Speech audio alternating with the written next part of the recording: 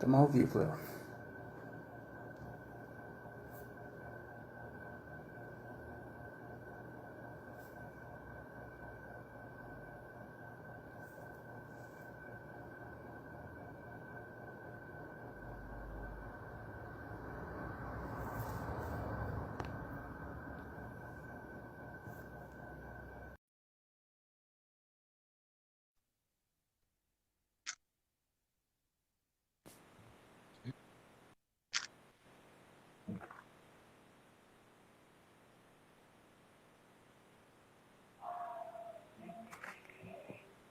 Ô, Carlão, E aí, meus irmãos? Bom, Leozão? Bom, Danilo?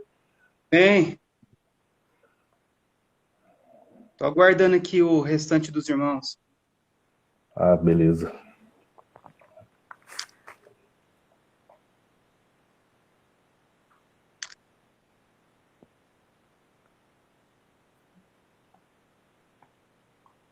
Como que tá as coisas? Tá bem, graças a Deus. E vocês aí? Na bênção. Então tá bom aí. E você, Leozão, melhorou? Tudo bem? Tudo Então tá firme? bom, hein? Glória a Deus.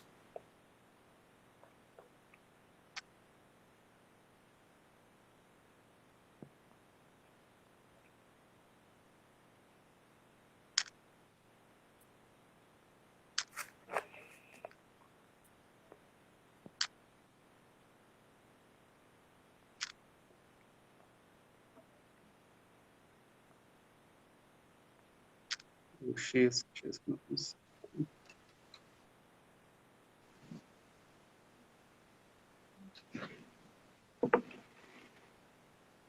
Boa noite, irmão. Boa noite, Lucão. Tô organizando as coisas aqui. E aí, Lucas? Bom? Beleza? Ó, o Tiesca, velho. Cabelinho enfiado ainda. E aí, galera? E aí, tudo bem? Vocês estão me ouvindo aí? Beleza. Tamo sim. Tentando ajustar Vambora, vamos aqui. começar? Vamos lá.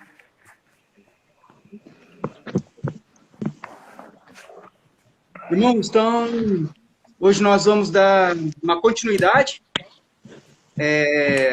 do livro As 10 Acusações contra a Igreja Moderna.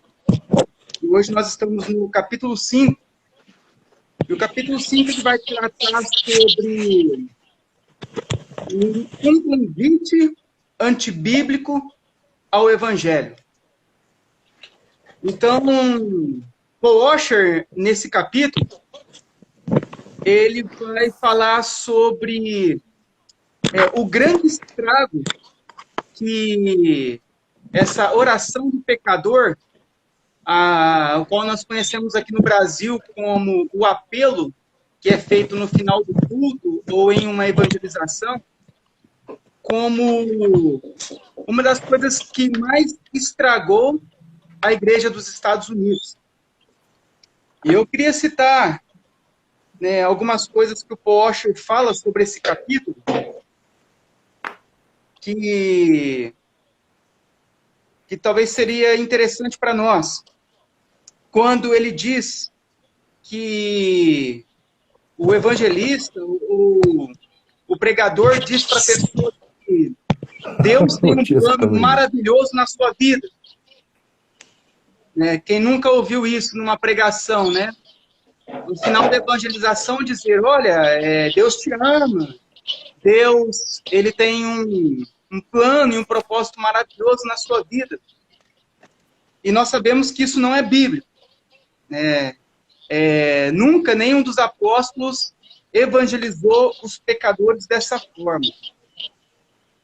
E outra coisa também, que ele diz a respeito do apelo, é que os homens, nenhum homem tem autoridade para dizer ao outro homem que ele é salvo.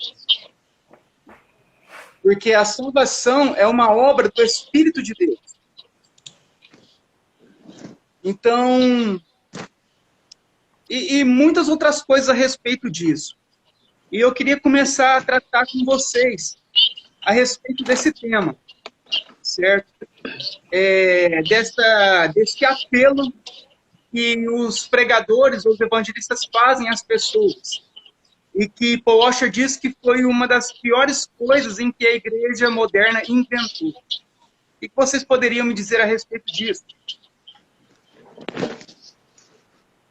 Bom, eu vejo nisso tudo, nesse apelo, o que acontece é que às vezes acaba induzindo a pessoa no momento ali de emoção, a mensagem às vezes toca no coração dela e às vezes usam efeitos de luz, de som de fundo, e acaba mexendo com o emocional da pessoa. E aí, quando ela é abordada por esse tipo de apelo, ela acaba, sem às vezes refletir muito, sem às vezes pensar ou medir a sua decisão, ela acaba cedendo e aceitando a esse apelo, e isso acaba levando ela a uma falsa consciência de salvação, digamos assim. Isso é perigoso, porque a pessoa acaba achando que agora ela está salva e está tudo resolvido, porque ela disse sim, ela repetiu algumas palavras pré-estabelecidas, e aquilo foi de coração, mas ela às vezes não meditou direito e não entendeu direito a respeito do pecado, a respeito da santidade de Deus. E são coisas que é verdade que na mensagem do Evangelho, que às vezes é uma reunião dedicada para isso, ou uma mensagem focada no evangelismo, 1 hora é pouco para você lidar com toda a carga e todo o conhecimento necessário e a respeito do pecado, de Deus, da santidade. É um período curto para se explicar tudo. Então, às vezes, a reunião de evangelismo seria um gancho para, às vezes, ir na casa da pessoa e marcar um estudo mais sistemático, alguma coisa mais profunda. Mas quando se usa apelo, é perigoso, porque induz mesmo. A pessoa, às vezes, ela acaba achando que agora ela está em paz, porque pura e simplesmente por ter repetido algumas palavras pré-estabelecidas. Então, eu vejo nisso o perigo desse apelo, desse chamado. Ok. Pode continuar, irmão. Bom, muito bom a explicação do Lucas, né? Acaba sendo um tipo de coerção, né? Não acaba sendo uma regeneração, né? O tal... Um convencimento, né? Convencimento. O pastor não prega, ele não está preocupado em realmente se a alma está sendo salva, ele está preocupado se a igreja dele está sendo cheia, né? É isso que é a maior preocupação hoje que nós acaba vendo com esse tal do apelo, né? Ou a oração confissão do pecador, né? Isso é um problema mesmo. É um problema. Porque o cristão, a pessoa quando ela é nova, convertida, ela vai numa igreja, ela precisa entender primeiramente a natureza de Deus. O que Deus quer dela, como que Deus trata ela. Deus não é simplesmente amor, Deus ele é justiça, ele é juízo. E nós temos quem? O Espírito Santo para nos convencer do pecado, né, da justiça e do juízo de Deus. Então, uma vez que você faz uma declaração, né, como se fosse um apelo, com esses pastores eles utilizam, uma simples oração não vai mudar a sua alma, não vai dizer se você é salvo ou não. Você precisa conhecer primeiramente a natureza de Deus, a justiça de Deus, o juízo de Deus. Então, muitas vezes acaba inflamando o coração dessas pessoas que se achegam até essas igrejas modernas, né? A intenção delas simplesmente acaba indo por água abaixo, ou elas acabam se sentindo até mesmo confortável, sendo que o que elas precisam mesmo é o que o Evangelho diz, é arrependimento. E quando nós entendemos que Deus ele exige que nós nos arrependemos dos nossos pecados, essa oração que simplesmente acaba sendo um apelo, ela cai por água abaixo. Porque Deus ele precisa tratar no nosso coração, ele precisa regenerar o nosso coração. E o pecador ele precisa entender quem é Deus. O pecador precisa se colocar no lugar. Quando ele entende que ele é pecador e que ele tem que se arrepender, aí sim ele começa um processo, né, de conhecimento de Deus. Caso contrário, simplesmente repetir uma oração não vai te trazer a salvação. Vai te trazer simplesmente um conforto momentâneo, achando que você é salvo. Mas a salvação, né, ela vem de Deus. Não do homem, não do pastor, do apóstolo, né? Algumas igrejas têm alguns apóstolos aí, né? Bispos, etc. Então, o chamado ao evangelho é para que o pecador arrependa. Não para que o pecador confesse somente algumas palavrinhas ali, achando que é uma palavrinha mágica. Isso não vai trazer a salvação. Pelo contrário, né? Vai trazer almas confortáveis diretamente para o inferno. É isso mesmo. Verdade.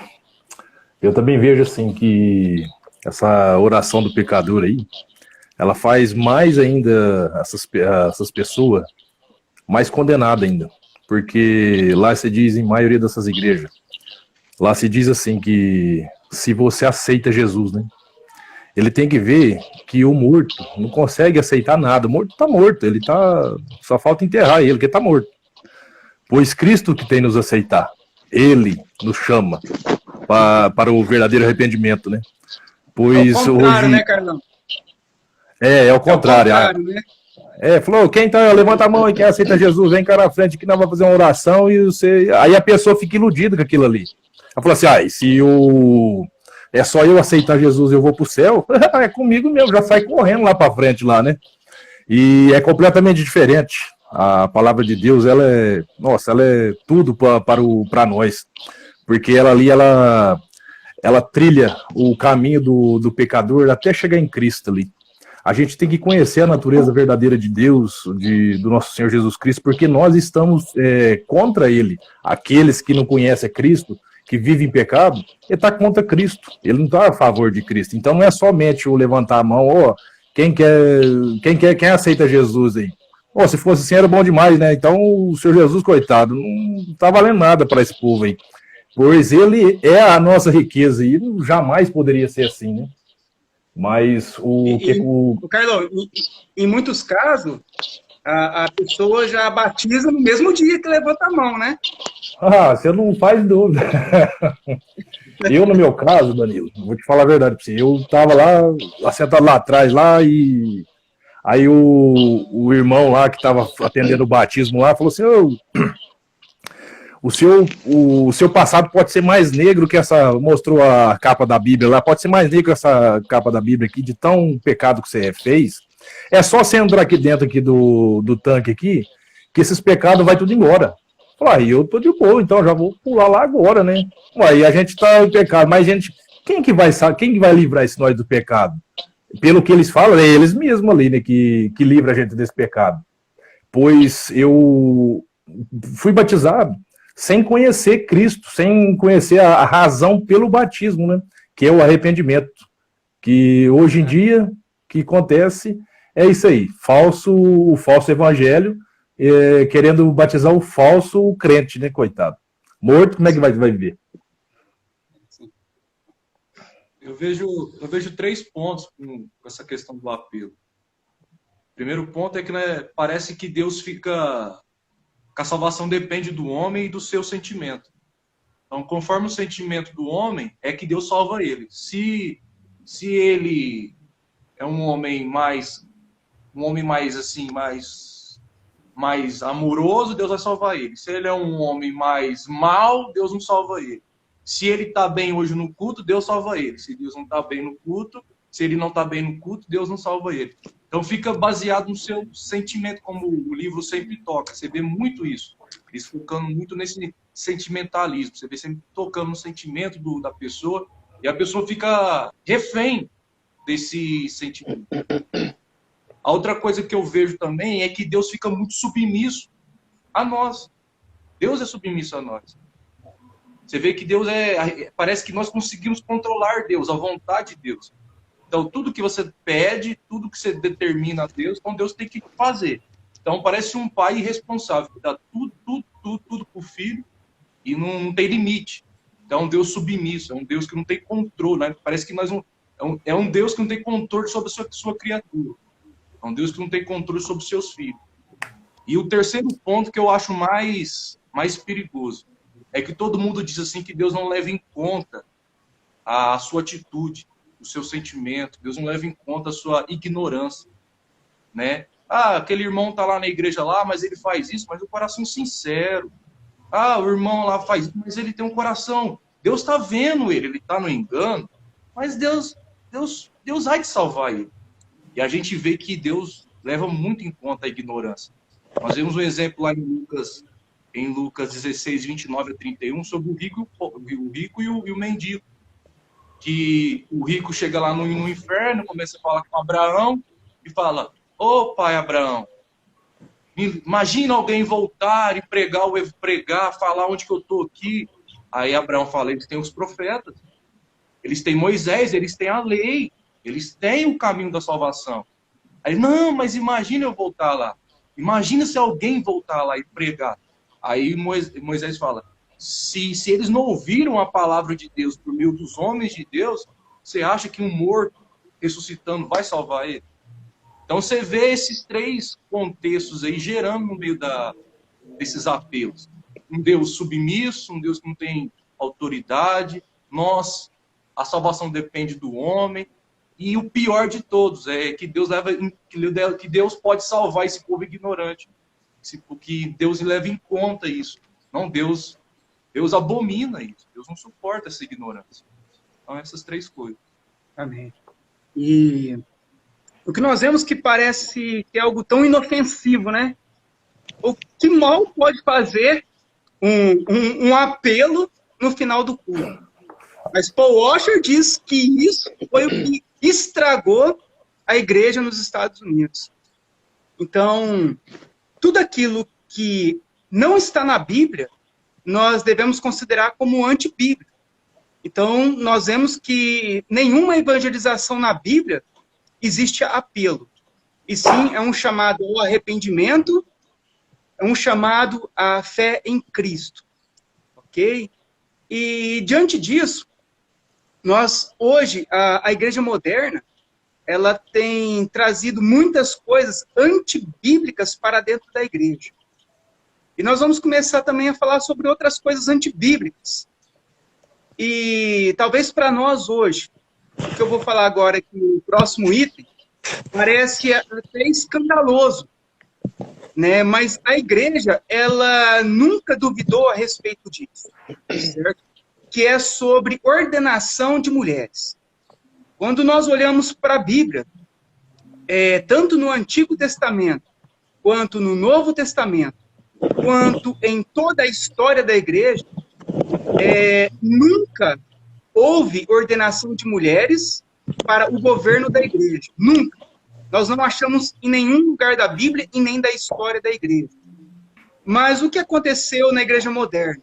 Eles adotaram mulheres como pastoras de igrejas. E aqui no Brasil, isso também tem feito um grande estrago na igreja. Eu queria que vocês pudessem comentar a respeito disso. Porque muitas pessoas, elas, por nunca lerem a Bíblia, ou nunca estudarem a Bíblia, elas não sabem que isso é antibíblico. E se vocês puderem dar uma pequena explicação a respeito disso, o porquê que pastora é antibíblico. É verdade, isso aí tem acontecido bastante no mundo evangélico, na área evangélica aqui do Brasil. Às vezes um pouco por causa do tão famoso politicamente correto e direitos iguais e responsabilidades iguais para o sexo, homem e mulher é tudo igual. E isso acabou entrando também na igreja brasileira. E como você mesmo disse, Danilo, a Bíblia ela é taxativa e ela é clara, né, a respeito do governo da igreja, digamos assim, dos supervisores, aqueles que estão supervisionando ali o rebanho, aqueles que estão à frente. A Bíblia ela é clara. E acho que um dos trechos mais fatídicos está lá em 1 Timóteo, capítulo 3, quando Paulo está dando instruções para Timóteo de como ele deve organizar ali a igreja que ele ficou responsável. Se eu não me engano, eu acho que é Éfeso. Paulo deixou Timóteo lá em Éfeso, acho que para organizar ali a estrutura da igreja. E, inclusive, ele deixa alguns ensinamentos para Timóteo, como é que ele deve se portar na igreja, como é que ele deve dar o exemplo. E no capítulo 3, Paulo mostra como que ele deve escolher ali as pessoas que deveriam ficar à frente da igreja, os responsáveis, aqueles que supervisionariam, digamos assim, o rebanho.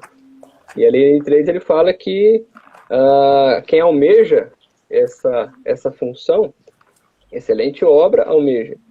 E essa pessoa, ela deve ser marido de uma só mulher. E quando ele fala do diácono, a mesma coisa. Ele dá ali várias características da vida dessa pessoa, como é que ela devia se portar. E um dos pontos é que ele deve ser marido de uma só mulher.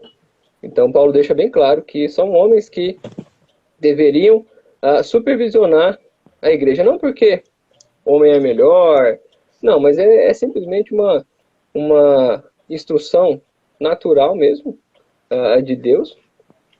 Deus deixou essa responsabilidade para o homem e, em certo modo, é uma grande responsabilidade, né? Não porque é melhor, não, mas é porque Deus simplesmente instituiu dessa forma, da mesma forma que ele criou primeiro Adão, depois ele criou Eva. Então é uma ordem natural, não está relacionado necessariamente com superioridade, com mais capaz, não. É porque Deus de fato deixou assim. Então isso para o pensamento moderno é absurdo. Então as mulheres acabaram que tomando essa função, e a gente vê que começando daí, né, o erro começa aí. Então a partir daí tantas outras coisas podem entrar na igreja e vai contra a palavra de Deus, vai contra a forma que Deus deixou instituído para a sua igreja. Isso. Então, por mais que seja polêmico hoje, mas tá na Bíblia, é taxativo. E nós vemos que as igrejas que assim fazem, elas são igrejas que estão abandonando a Bíblia. Que a Bíblia ela é bem clara sobre o assunto, né? E muitas vezes uns dizem que é algo cultural ou que é algo machista. O que você acha disso, Xias? É cultural e é machista? O pessoal precisa entender realmente o que a Escritura está pedindo, né? Então, vamos lá, vamos analisar. Se fosse machista, então Paulo foi o maior machista, porque lá em 1 Timóteo 2 ele fala, né? Não permito, porém, que as mulheres ensinem nem usem de autoridade sobre o marido, mas que estejam em silêncio. Então Paulo era o cara mais machista do mundo. Mas aí aí vem o quê? Vem um movimento feminista surgindo especificamente dentro de uma igreja, né? Uma igreja metodista, né? Lá no passado. E aí começaram a caracterizar a mulher, que a mulher deveria sim, né, começar a fazer as mesmas atividades. Aí eu pergunto, né? Tinha homem nessa igreja? Eles eram homens mesmo ou eles eram frouxos? Porque se Paulo mesmo está dizendo que a mulher deveria ficar em silêncio quando houvesse a presença de um homem, então quer dizer que esses homens que estão nessas igrejas modernas são todos frouxos, porque eles estão deixando as mulheres falarem e estão desobedecendo uma ordem, né, de uma figura, né, abençoada por Deus, no qual foi o apóstolo Paulo, e estão desvirtuando aquilo que as escrituras, né, dizem, né? Então, antes obedecer a escritura ou obedecer esse movimento feminista que surgiu lá no passado? Então, o pessoal precisa... A primeira ordenação de mulher foi no ano de 1850, não é isso, né? Isso, numa igreja metodista. E nunca existiu durante toda, nem na Bíblia e nem na história da igreja, nunca houve nenhuma mulher sendo ordenada para pastora. É isso também, né? Isso. Então, se o pessoal começar a entender como que a igreja entendia antigamente, eles vão entender que a mulher, sim, ela tinha um papel fundamental no auxílio do marido. Mas dentro da igreja, o papel eclesiástico, somente homens. E hoje nós vemos o que? Vamos falar que é um desentendimento bíblico, para não falar que é uma ignorância bíblica, né? Porque às vezes é mais conivente deixar você continuar no erro porque está dando certo, né? Nessas igrejas modernas, está dando certo, a minha pastora é uma bênção, admiro o trabalho dessa pastora, né? Às vezes alguns falam isso e eles não admiram a Bíblia. É isso que é o ledo engano, é admirar o trabalho de uma pastora porque não tem homem macho dentro dessa igreja, mas eles não admiram o que a Bíblia fala, ou não leem a Bíblia, né? Então eu posso chamar de realmente uma ignorância espiritual. Eu acredito que seja isso, não? Ignorância espiritual, ignorância bíblica, né? É isso. É isso. E aí, Carlão? Eu diria mais que são omissos mesmo, porque eles entendem muito bem a Bíblia, pois é mandamento de Deus. Véio. Agora, eles fazendo o que eles querem, então é tudo omisso mesmo. E eu estava escutando esse dia para trás um comentário do pastor Mussolini, inclusive o que vocês acabou de comentar aí, que as ordenações de mulheres vieram após a Revolução Feminista, que teve lá na Inglaterra e veio vindo de lá para cá, né? Então foi após essa revolução que começou sendo as mulheres sendo ordenadas em certos tipos de igreja, né? E porque se a gente olhar para a história, lá a gente só vê falar dos pais da igreja. A gente não vem falar das mães da igreja, sempre os pais. Não que a mulher ela é a menos que o homem, de jeito algum. Ela é uma ajudadora, ela é a que dá força para o marido, é ela que ajuda, mas no caso de ser pastora, não está escrito na Bíblia, ó, Paulo, está escrito lá, ó, Paulo, Pedro falou assim, ó, ordena tal irmã para pastora. Não tem isso na Bíblia. Então a gente não tem que pôr diálogos na Bíblia, sendo que não tem, pois é pecado. Então, se a gente aumenta, o Senhor Jesus mesmo falou, se a gente aumentar alguma letra da Bíblia ali, a gente está em pecado. Então, se a gente aumentar ou diminuir, é pecado. Então, isso aí a gente vê lá em Gênesis, que o Senhor criou o homem e deu as tarefas para ele fazer tudo antes da criação da mulher. Depois que a mulher veio, ela veio e começou a dar ajuda ao Adão, mas caso atrás, o Senhor ordenou Adão para que ele viesse a governar sobre toda a terra. Aí depois que foi criada a mulher. E a igreja, ela não tem preconceito com a mulher. A mulher, ela é a mulher é a nossa ajudadora, é a nossa esposa, amamos muito elas, mas caso na Bíblia, na igreja, ela não tem ofício de pastora. Somente foi deixado para o homem. Isso não indica que a mulher não tem o que fazer na igreja. Ixi, tem muito. Como auxiliar, nossa, e mesmo trabalhos que não estejam ali, digamos assim, autoridade, com criança, o próprio trabalho feminino entre elas mesmo, tem muita coisa a ser feita. E como o Danilo comentou, a Bíblia não é questão cultural, que no tempo ali de Paulo era um tempo patriarcal, mas agora mudou, não. O tempo hoje mudou, mas a Bíblia continua mesmo. Os princípios e padrões continuam mesmo. Então, Deus deixou essa função e essa responsabilidade para o homem. E é uma baita de uma responsabilidade. Não é, às vezes o pessoal encara como privilégio, como poder, mas na verdade é uma grande responsabilidade. Deus vai cobrar dos homens. Deus vai pesar isso na omissão dos homens. Ok. Tem que falar que Danilo, Paulo ele ordenou apenas homens, né, ao presbitério, lá em Atos 14, 23, não mulheres, né?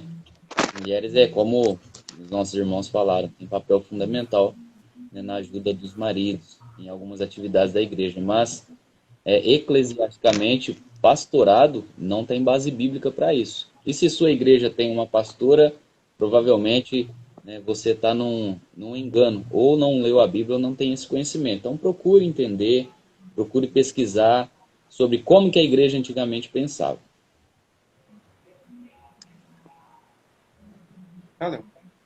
Como os irmãos já disseram, o grande problema é a omissão mesmo. Omissão e falta de entendimento, clareza. Se a gente pegar o exemplo da igreja de Corinto, que era uma igreja que foi saudável, que era saudável, foi estabelecida numa doutrina, com boas bases, um evangelho verdadeiro, mas em um determinado tempo da igreja, ela abandonou essa verdade. E ela quis estabelecer que cada um ali estava certo. Então, o problema de hoje é que essas igrejas querem estabelecer que isso está certo. E o problema é que a omissão das igrejas que acreditam na verdade é o problema. O problema é dificilmente você encontra pessoas como nós aqui, como o pastor Rodrigo Mussolini, entre outros pastores como o pastor Paulo, e entre outras igrejas, que se levantam contra essa heresia. E Paulo chega lá na igreja de Corinto e ele não é aquele bonzinho. Paulo ali, ele é um pai que quer cuidar dos seus filhos. E chega exortando, dizendo que aquilo ali era juízo que eles estavam. Então, o que Mateus diz no capítulo 7, 19 e 20? Diz que uma árvore que não dá fruto bom, ela tem que ser cortada e lançada no fogo. O que está acontecendo com essas igrejas é que essas pastoras têm que ser cortadas e lançadas ao fogo. O que é isso? Levado ao juízo de Deus. E eles estão sendo levados junto com elas. Muitos irmãos estão sendo levados junto com elas. E no final, no último dia, eles vão se deparar com o juízo de Deus. Esse é o grande perigo. E eles não conseguem entender isso. Esse é o grande perigo, que eles estão indo para o inferno junto com essas mulheres. Infelizmente. Então, que Deus possa, através dessa live, poder mover o coração de alguém para poder entender que eles estão errados. Amém. É importante saber que a nossa fé não é uma fé conformista. A nossa fé é uma fé protestante. Nós estamos aqui para protestar contra aquilo que está errado. Com certeza. E para nós, não interessa o que as pessoas pensam ou o que as igrejas ensinam, não interessa o que a Bíblia diz. É isso aí. Então essa é a nossa fé. As pessoas, muitas pessoas, qualquer igreja que fere os princípios bíblicos, ela é uma falsa igreja. E falsas igrejas não têm poder para salvar pecadores. Então, é isso que a gente tem que entender. E que nós usamos a Bíblia como base de fé para nós. Se está escrito na Bíblia, ok, seguimos. Se não está, nós vamos protestar contra e não queremos que essas práticas permaneçam em nosso meio. Okay? Ô, Danilo, então, digo uma coisa. A gente tem que fazer igual o apóstolo Paulo falou. Aqui estamos pela defesa do Evangelho. Aqui não estamos para agradar ninguém. Aqui estamos pela defesa do Evangelho. Ok. E as pessoas perguntaram aqui, né, nas perguntas aqui, que ela está em uma igreja governada por pastoras e que está dando muito fruto. A minha pergunta é, fruto para quem? Sabe por quê? Porque lá Mateus fala, olha, mas em meu nome fizeram milagres. Em meu nome expulsaram demônios. Em meu nome fizeram muitas coisas boas. Se eu não me engano, acho que é Mateus 7. 6 ou 7. Deixa eu ver aqui que eu já até te falo. Né? Depois para vocês poderem acompanhar. Está em Mateus 7, 22. Certo? Profetizou, fez milagre. Sabe qual foi a resposta de Jesus para isso? Apartai-vos de mim, eu nunca vos conheci. Então, para nós, o fruto que vale é o fruto que está na Bíblia. Né? Porque se nós olharmos para as religiões, todas as religiões, de alguma forma, vai produzir algum fruto. Mas esse fruto é fruto para a salvação ou é fruto para a perdição, para o ego ou para outra coisa? O próprio ego. Então, o que nós temos que... A pergunta que nós devemos fazer não é se está dando certo. A pergunta que nós devemos fazer é se é certo, se a Bíblia ordena. Isso. Ok? É isso que nós devemos saber. Então, a partir daí, nós já podemos nos posicionar. A Bíblia ensina isso? Não. Então, nós não aceitamos. E um outro ponto que eu queria entrar com vocês também, que é muito comum nas igrejas modernas, o chamado cobertura espiritual. Sabe aquele negócio que o líder tem um poder maior que todo mundo e ele é o guarda-chuva da igreja. Quem quer ser abençoado tem que estar debaixo do guarda-chuva. E se você não estiver debaixo do guarda-chuva, você vai ser amaldiçoado, vai dar tudo errado. E é uma prática que nós não vemos na Bíblia, né? É uma prática moderna, da igreja moderna, inventada. E eu queria que vocês falassem um pouco sobre cobertura espiritual. Eu acho que é uma forma de manter ali o rebanho, digamos assim, os fiéis dentro da igreja. Às vezes por causa de medo, mesmo às vezes um sentimento místico de que fora daquela igreja ali é só a perdição e que ali o pessoal está seguro.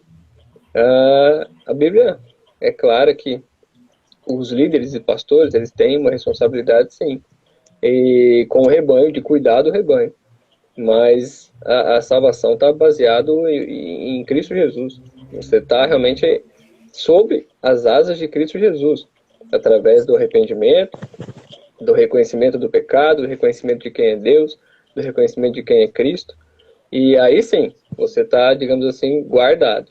Isso. Mas essa cobertura espiritual, como é chamado, é só uma forma, às vezes, de manter as pessoas sob o engano.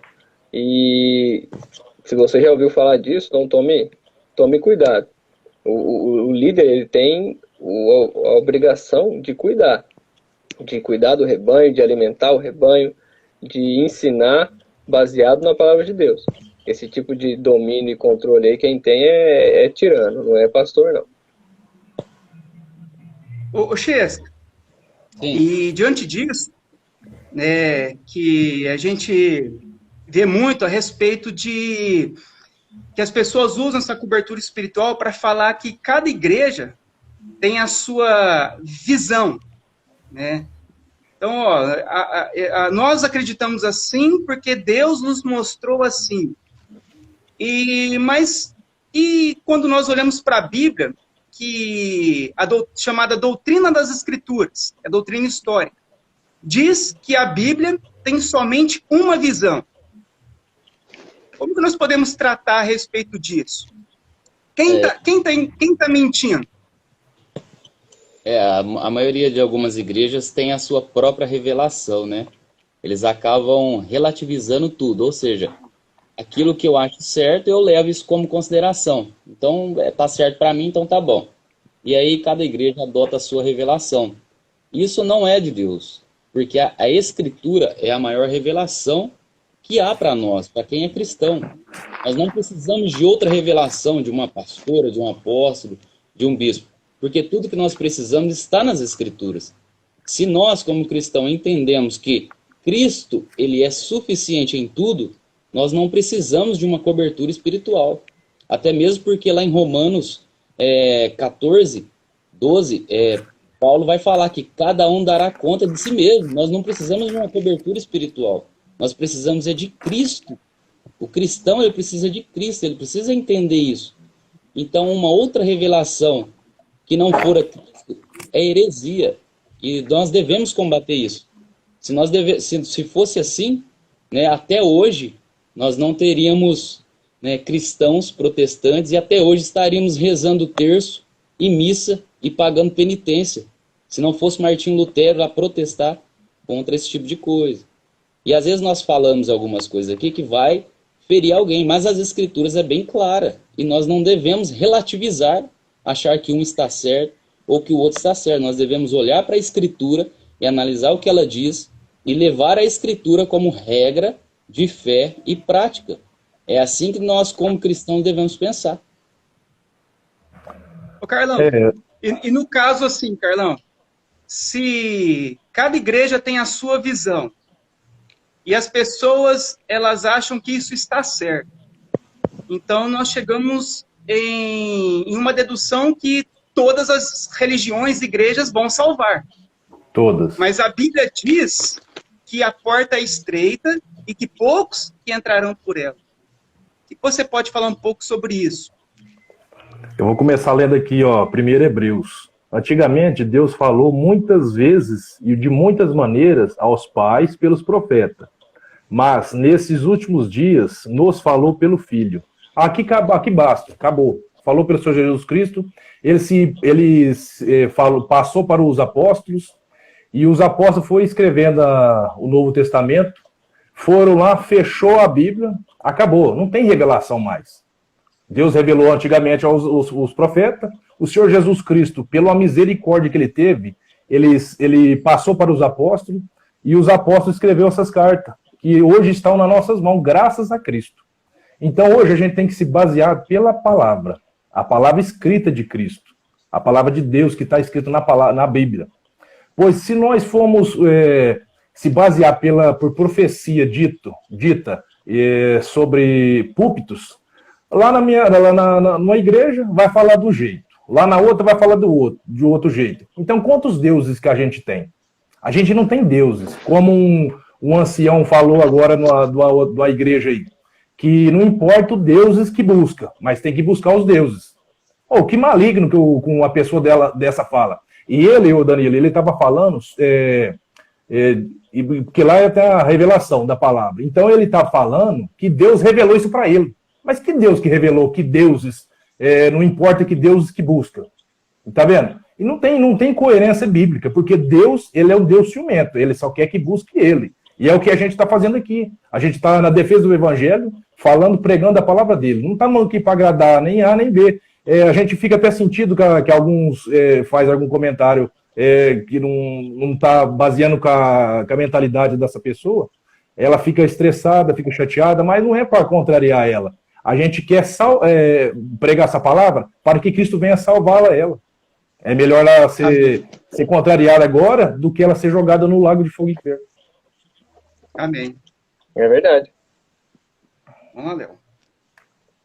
O irmão Carlos disse uma coisa interessante. Eu lembro bem de uma frase do Martinho Lutero, onde ele manda uma carta pedindo para que a igreja se arrependa e que elas vejam os erros dela, né, que ela tenha uma reforma dentro dela.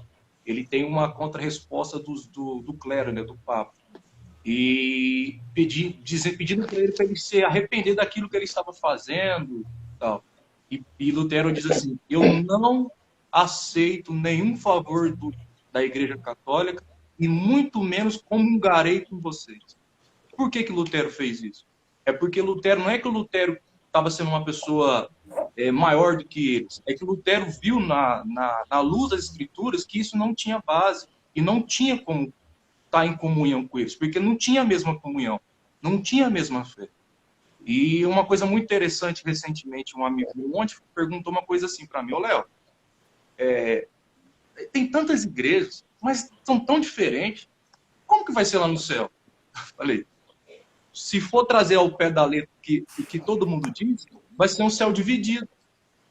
Vai ser um céu de um povo de vários pensamentos, cada um pensa de um jeito. Porque se aqui na Terra é assim, será que no céu vai ser diferente? Então no céu vai ser confusão. E no céu não haverá confusão. Então é isso. E uma das coisas que recentemente um rapaz também chegou e me falou assim, a letra mata, Léo. Então não pode estudar muito. A letra mata, né? Ele fala que a letra mata, Léo. Eu falei, a letra mata. Mata mesmo. Se você não estudar, vai matar você. Porque a verdade vos libertará. E você está sendo escravo de alguém. E é por isso que, nesse teor aí, as pessoas são escravas desses homens. É mais fácil você ser liberto pela verdade e não ficar escravizado por esses homens, ou por mulheres, ou por líderes, do que e perder a sua vida, perder pessoas aí, amigos que querem estar perto de você, do que você ficar submisso a essas pessoas, na mentira. Então, eu concluo com isso, que nós temos que estudar as Escrituras, como a gente tem feito, a gente tem tentado dar a luz para corações de muitos. Amém? Então, finalizando esse tema, não existe cobertura espiritual de homens, a nossa cobertura é o próprio Espírito Santo de Deus que habita em nós, que é maior do que qualquer homem. E que também não existe visão de ministério. Só existe visão da Bíblia. Se a visão do teu ministério está em desacordo com a Bíblia, pode ter certeza que você está em uma falsa igreja. Outra coisa que eu queria abordar com os irmãos é a respeito de coisas místicas dentro da igreja. Uma vez que Jesus, ele ficou de escanteio em muitas igrejas, foi deixado de lado. E para substituir Jesus, colocaram algumas outras coisas, como óleo ungido, rosa ungida, coisas ungidas, símbolos de Israel, e entre outras coisas. E eu queria saber se o óleo, se a água benta, se a vassoura ungida, se alguma coisa dessa tem poder. Né? Porque quando eu li a Bíblia fala que só Deus tem poder, mas eu queria ver aqui o que os irmãos acham disso. Houve uma campanha uma vez que eu fui fazer uma visita na igreja de uma tia minha, e a campanha era sobre um sabonete, né? Meu Deus. E nessa campanha, Tomar banho. o sabonete, no final do culto, dizia assim, o pastor, que aquele sabonete, através daquele sabonete, se você tivesse fé, o exercício da fé que eles falam, né? Que aquele sabonete iria lavar os seus pecados. Então era para você levar esse sabonete, tomar o banho, porque foi ungido por ele, e aquele sabonete ia lavar o seu pecado. Traduzindo, não é mais por Cristo, era pelo aquele sabonete. E assim eu deixei aquele sabonete lá na cadeira e houve um rebuliço ali, porque parecia que eu estava rebeliando coisas, mas não era, porque o entendimento não é esse. Outro irmãozinho aqui lembrou também do sal grosso. Sal grosso Que campanha do sal. picanha. Aí gostoso, hein? Vocês querem completar Ô, rapidinho Danilo. aí que está acabando o nosso tempo. Sobre esse assunto, a respeito de símbolos e coisas que acrescentaram aí na liturgia das igrejas, é engraçado que os únicos símbolos que o Senhor Jesus instituiu para a igreja, um é o símbolo do rito do batismo e o outro é da Santa Ceia. Ambos, o primeiro, o batismo, ele mostra para as pessoas que aquela alma que está ali participando desse rito, ela está mostrando para as pessoas que ela morreu para o mundo e que agora ela vive para Deus. Por isso que a pessoa ali é imersa em água. E o outro, que é a Santa Ceia, nos remete ao sacrifício de Cristo. Nenhum desses símbolos remete à prosperidade, a milagre, a cura, mas remete a Deus e mostra o nosso pecado. Então, quando o Senhor Jesus deixa algum símbolo, não é para gente, digamos assim, mas é para a glória de Deus. É para a gente olhar para quem nós somos, olhar para quem Deus é, e a gente dá glória a Deus. Então, os símbolos que o Senhor Jesus deixou está relacionado com a adoração a Ele. Não está relacionado com nenhuma bênção para a gente, nenhuma uma vitória para a gente. Então, esses símbolos que são colocados aí nas igrejas servem para você ficar atento. Qual que é o foco ali do ministério? O foco do ministério é a prosperidade, é a cura, é a libertação. Então, toma cuidado, porque os símbolos que o Senhor Jesus deixou são símbolos de adoração a Ele. E quem ofereceu dinheiro por adoração ou por sacrifício não foi o Senhor Jesus, não. Foi o próprio maligno que ofereceu ali toda a glória do mundo se o Senhor Jesus adorasse a Ele. Então, o foco dos símbolos que o Senhor Jesus deixou é para adoração a Deus. Tem poder o óleo ungidos? Chesca? Não. Não, de jeito nenhum. Óleo ungido, água ungida, leite ungido, é tudo superstição. E nós sabemos que isso não provém de Deus, né? Mais uma vez eu pergunto, aonde está Cristo nisso tudo? O que essas igrejas modernas estão fazendo? Né? Teve até uma pessoa aí que falou de frutos, né? Que está dando fruto, não sei o quê. O câncer também cresce, meu amigo, e nem por isso ele é saudável. Então você precisa analisar se realmente são frutos do Espírito, né? Ou se são simplesmente para a glória do homem. Então nós precisamos entender aonde está Cristo nisso tudo. O óleo ungido virou o quê? Virou inseticida? Virou praguicida? O que virou isso? Unge meu carro, unge minha casa, unge isso, unge aquilo. Não, nós precisamos entender para que serve cada elemento que foi dito na Bíblia, igual o nosso irmão Lucas aí falou, né? Se passar disso, simplesmente é contrário às Escrituras.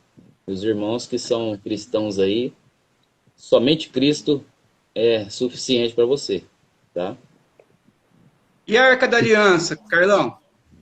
Não, brinca não, que lá tem que andar de machado aqui lá e jogar isso fora, porque isso aí não tem nada de Deus, não. Uma frase que eu li esse dia para trás foi o seguinte, que se te mostrar Cristo, mas também te mostrar outra coisa, ó, sai fora, porque é somente Cristo, ele é tudo. A gente não precisa de mais nada. Nós precisamos só de Cristo. Mano, mas hoje em dia tem a Arca da Aliança, tem o pão não sei o quê, anel de Davi, eu até escutei esse dia para trás, anel de Davi, tem o tijolo ungido, o feijão. Esse povo não é pastor, eles são todos mercenários. As pessoas que vão nessas igrejas, a gente tem que orar muito, pedir que o Espírito Santo abra os olhos dessas pessoas, porque ela está sendo enganada, mas de tal forma que não é nem esses pastores, não é o próprio diabo. Está lá cutucando, batendo nessas pessoas. Porque simplesmente, é só olhar, ler a Bíblia e a gente confiar que Cristo Jesus é a nossa salvação. Acabou, não precisa de mais nada, não. E o restante é tudo porcaria, a gente tem que jogar tudo fora. Glória a Deus. Ô Danilo, tem um pastor que fala assim que se tem cliente, então a gente tem para quem vender, né? E simplesmente tem pessoas que gostam disso, que gostam dessas superstições, que elas preferem essas superstições, acreditarem nisso, do que acreditar nas escrituras. E aí elas se embebedam em toda essa parafernália, né, como se aquilo fosse trazer algum benefício para ela. E às vezes as pessoas deixam casa, carro, deixam a sua vida, né, ali tudo que ela tem de bens materiais dentro da igreja, e no final elas não recebem nada, né? Mas por quê? Porque algumas dessas pessoas, elas gostam. E o escritor de 2 Timóteo, ele fala, né, pois virá o tempo em que não suportarão a sã doutrina. Ao contrário, sentindo coceira nos ouvidos, juntarão para si mesmos segundo seus próprios desejos. Elas gostam disso. E aí aí tem algumas pessoas que vão falar, mas está dando fruto.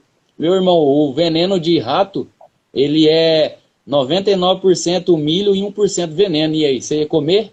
É isso que eu pergunto, né? Mata, hein? Tá dando certo que é o certo. É isso que você tem que entender como cristão. Amém. Eu tenho uma questão sobre a questão da oração, né? Que envolve isso também sobre amuletos, mas por que eu quero dizer isso? Eu quero dizer que tem aquela oração da barganha. O que é isso? Provavelmente vocês já devem chegar, muitas pessoas devem chegar em vocês e chegar assim, ô Tiesca, ora por mim. Eu oro, qual que é o problema? Não, a pessoa expõe a situação dele. Aí o que acontece? Se aquilo acontece, o que acontece com a pessoa? Uma pessoa mal intencionada vai querer fazer uma barganha. Você está vendo? Deus fez isso. Você viu o que Deus fez? Agora você tem que retribuir ele. O que é isso? É uma oração de barganha. Ele quer usar essa oração para barganhar a pessoa, para tentar conseguir levar ela para a igreja. Então, o que acontece? Aí a pessoa fica constrangida, porque isso de uma maneira aconteceu, né? E acontece, aí essa pessoa fica constrangida e acaba se submetendo a essa falsa cura, essa falsa situação. Só que isso é momentâneo. Por exemplo, você ora pela pessoa que está com febre. A pessoa vai ser curada, vai passar a febre. Aí, momentaneamente, isso dá algum tempo, ela vai estar com febre de novo. Então, não é algo eterno que nós estamos tratando aqui, que é a salvação da alma. Então, existe essa oração do barganha, que todos esses amuletos aí, estão envolvidos nisso. É algo momentâneo, não eterno. Ok. Irmãos, estamos quase para finalizar a live. Eu Queria que vocês pudessem, de repente, acrescentar alguma prática errada da igreja hoje. Não preciso nem de explicar, é só falar alguma prática que vocês querem complementar aqui para, de repente, abrir os olhos dos irmãos, como o dízimo obrigatório. Nós não vemos essa prática sendo praticada pela igreja primitiva, né, como meio de salvação ou bênção, dízimo obrigatório. E se vocês pudessem falar, cada um, pelo menos uma coisa que vocês queiram acrescentar. Bom, deixa eu te falar, então. Eu vou dizendo para aquelas pessoas, sim, que não conhecem o Evangelho, ou estão em alguma religião, uma coisa que eu te falo, o dízimo ele não é obrigatório, ele não leva para o céu. Mas como nós sendo fiel a Cristo e pertencendo sendo membro de uma igreja, a gente tem que manter aquela igreja, pois ali gasto a força, a água tem que pagar. A gente ajuda também a missão missionária para os outros países também. Então, nessa parte, sim. E outra coisa, a gente não deve olhar para nome de igreja. Igreja nenhuma salva. Estou falando para aqueles que eu era da mesma deles lá. Pelo amor de Deus, meus irmãos, igreja não salva. A graça, vocês não nasceram na graça, não. Graça é Cristo. Nós todos nascemos em pecado. Ninguém nasceu na graça. Então, abre os seus olhos, leia a Bíblia, pede entendimento a Deus, vai buscar mais de Cristo, que o Espírito Santo conceda a vocês, como concedeu a nós, entendimento através da palavra, da leitura. Então, busque mais a Cristo. Esqueça o homem não salva ninguém, não, somente Cristo. Okay. Só complementando um pouquinho o Carlos, nós seguimos hoje, entendemos que o dízimo é um modelo, mas quando nós também damos para igrejas sérias. Porque se você patrocinar, dá dinheiro para essas igrejas que são seitas, você está patrocinando o império das trevas. Vamos finalizar? Vamos sim. Quer comentar mais alguma coisa rapidinho? 30 segundos? Tá, 30 segundos? Só mencionando, acho que o foco. Se o foco da igreja onde você reúne é a prosperidade, é a cura, é o seu bem social, o seu bem-estar, tome cuidado. Porque o foco da igreja bíblica é a glória de Deus. É Cristo. É que Deus seja glorificado e a salvação, através de Cristo, seja anunciada. Então, se há algo diferente disso é o foco, toma cuidado, porque aí tem um engano. Ok. Chesco? Somente a Cristo, somente a Escritura é o que eu tenho para falar, né? Então, pessoal, agradeço aí a todos vocês aí, né? Agradeço pela oportunidade, mas nós devemos olhar para Cristo e por aquilo que a Escritura fala, não por aquilo que eu acho, ou se por aquilo está dando fruto ou não. Eu termino falando sobre tomar cuidado com o fast food evangélico. Tome cuidado com a comida rápida. Faz mal. Cuidado com essa comida, porque toda comida leva um tempo a ser feita. E todo alimento tem que tomar cuidado, tem que ter um alimento certo, tem que ter o ingrediente certo. Então tome cuidado com o que vocês têm comido, porque talvez o que vocês têm comido pode estar matando vocês em vez de estar levando vocês para o céu. Amém? Amém. Eu também finalizo que cada um dos irmãos que ouvirem essa live possam ter em mente que a nossa regra de fé é somente a Bíblia. Então, as tradições religiosas, ou o que nós achamos ou pensamos, para nós não serve. O que serve é a Bíblia. Amém. Então, que você possa usar a Bíblia como a sua única regra de fé. E procurar na Bíblia, ver se realmente a igreja onde você está em acordo com as Escrituras. Porque não adianta você construir algo que na areia. Né? Procure, então, uma igreja bíblica para congregar, a qual você possa construir sua vida na rocha, nas Escrituras, em algo que você sabe que no futuro vai te manter de pé. E eu, para finalizar, eu queria recomendar um livro. É esse livro, do R6 Pro, que diz que somos todos teólogos. Aqueles que querem aprender um pouco mais sobre teologia de uma maneira simples, esse livro aqui é recomendado para vocês que, de repente, eu quero aprender um pouco mais sobre a Bíblia, teologia, recomendo a leitura desse livro. Amém. Ok, irmãos?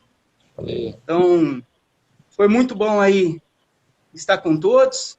Né? Os assuntos nós sabemos que são muito longos, muito profundos, e a nossa intenção aqui é plantar sementinhas verdadeiras no coração das pessoas. É verdade. Né? Inclusive naqueles que muitas vezes discordam, porque um dia eu discordei, mas a semente ela foi lançada, né? Mas um dia essa semente foi lançada, né? E a semente verdadeira, ela é a única que dá o verdadeiro fruto. E no momento certo, ela explodiu no meu coração, né? E eu creio que foi assim no coração de todos vocês. Amém? E que todas essas sementes que nós lançamos nessa live possa ser de estímulo para os irmãos buscarem mais a Bíblia, né? E buscarem uma igreja bíblica também para estarem congregando. Amém. Ok, meus irmãos? Amém. Então, despedindo. Um abraço Boa a noite, todos. pessoal. Deus abençoe a todos. Amém. Amém. A paz de Deus. Tchau, tchau. Tchau, tchau. Amém.